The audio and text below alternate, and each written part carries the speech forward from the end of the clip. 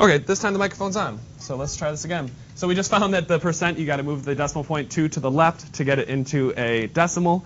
Then I just asked Quinn, how are we going to say this number out loud? And Quinn said 45 hundredths. So I go 45 hundredths. Now I'm going to make that a simple, or the most simplified form. And what are we going to do with that? By type?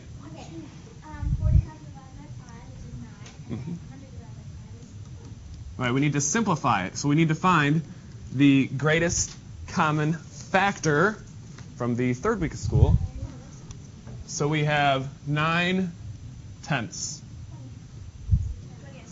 9 twentieths. Wow.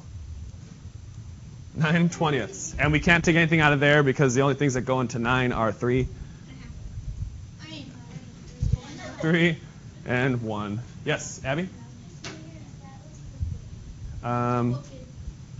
It is a little crooked because it's going to be crooked on yours as well, but it won't look like that. Just a scan. Okay. Now we have 0.425. And how are we going to get 0.425 or 425 thousandths into a percentage? Avery. 2 to the right. So we're going to multiply this by 100 to get this over here, and we go boop, boop. So we're going to have 42.5%. 42.5%. 42.5%.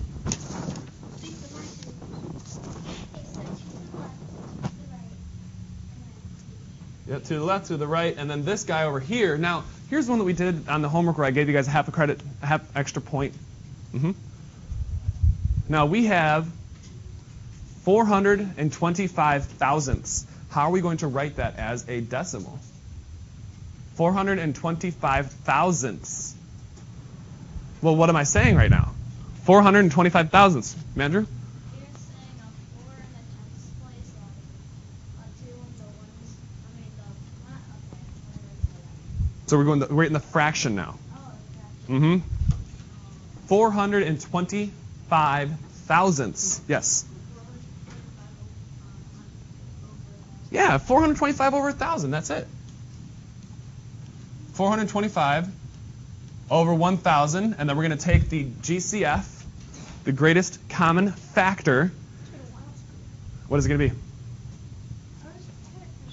why would it be 1,000 instead of Because with the decimal places, this is tenths,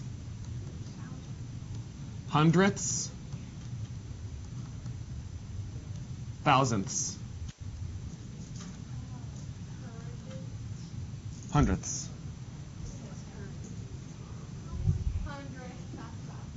Oh, it does say hundredths.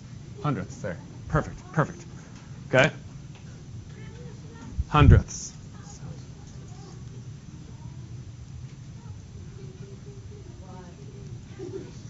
Okay? That's a placeholder. You guys have notes on that from a couple months ago. All right? Now,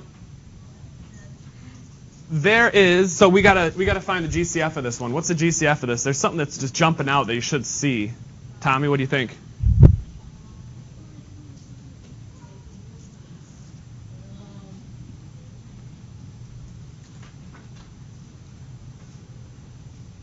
Think of money.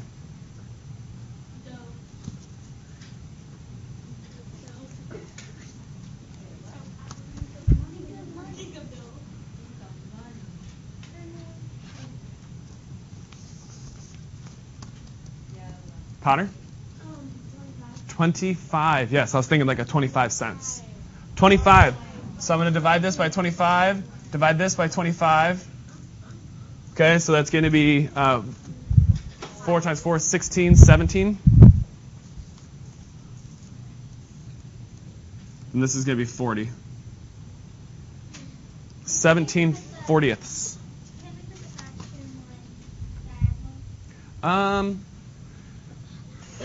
Since these are equivalent fractions, I kind of want to stay away from that. The question was, can we put the diagonal fraction? just because it gets things jumbled up. I know that you have really good spacing in handwriting, but a lot of times, a lot of people in your class do not. Yes?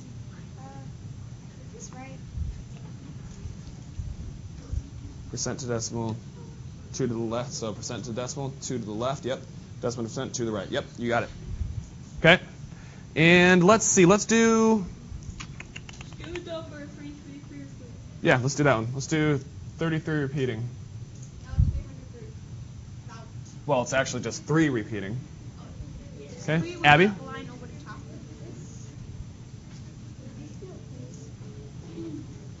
Percent to decimal. Yeah, that's exactly what you have on your notes. Okay. Now, we are going to move the decimal. How many spaces, Riley? Which direction? Yep. 2 to the right. So I'm going to go here and here. Now, what do you know about 3 when it's a decimal? Yes.